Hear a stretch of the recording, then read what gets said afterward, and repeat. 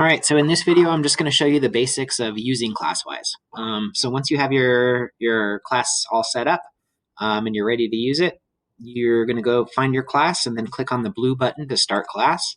And you will have to set a time limit for it. So I'm going to just set 15 minutes, but you can go all the way up to the entire day if you want. And then you'll click Start, and it'll load up your class. So what you're going to see here and is it will show you a screenshot of each of the kids' computer screens, so you can kind of see what they're doing. Now, the screenshots do not refresh too often, so you do have to use your refresh on this a lot if you're using it, just to try to get an idea of what they're doing, but it gives you something. So for each kid, they're going to have a box, and it'll have their name at the top. You have some options along the side, which I'll go over in just a second. Then it's going to show a picture of their screen. At the bottom, it's going to have a little icon for each tab that they have open on their Chromebook. Some of the things that you can do. So for an individual student, you can open a tab. So up here at the top, if I click the first little icon, it'll bring up a box where I could paste in a web address. And then if I click Open Site, it's going to automatically open that on the student's computer. So pretty cool. Second option has a little arrow, and that'll send a message to their computer. So if I click on that, it'll bring up a box where I can type a message and click Send. And that message will be displayed on the top of their computer screen, and they'll have to click a little X to close it. The last option you have for each student is you can actually pause their internet.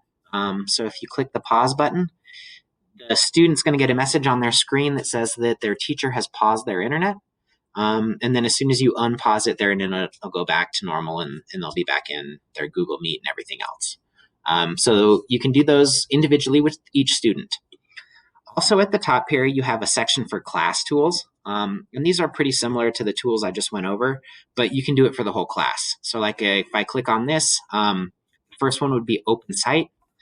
So again, I could put a web address in here and then click Open Site, and it'll open that tab on all the students in the class's Chromebooks. So super useful for those little guys who struggle to get to the websites we're trying to get them to. You can also send a message to your entire class.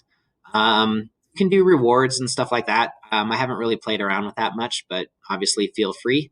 And you can pause internet for the entire class as well. Another really cool feature of this is you can use the rules. So if I go over to rules, right now I have 0. But this allows you to block websites while your class is in session. So you could come in here and I could click like add a rule.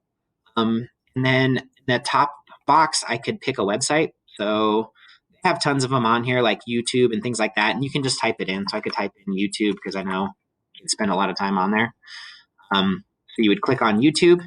And then you can either do for individual students or you could do for the entire class.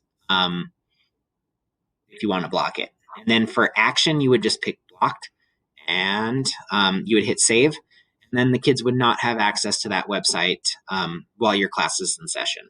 So kind of helpful for those kids that cannot stay on the correct websites. I will tell you, like, for example, if a student was on YouTube and I blocked YouTube while they were on there, they will still continue to be on YouTube. You would have to pause their internet just for a second to kind of disrupt the YouTube connection, and then unpause it, and then it'll kick them off of YouTube.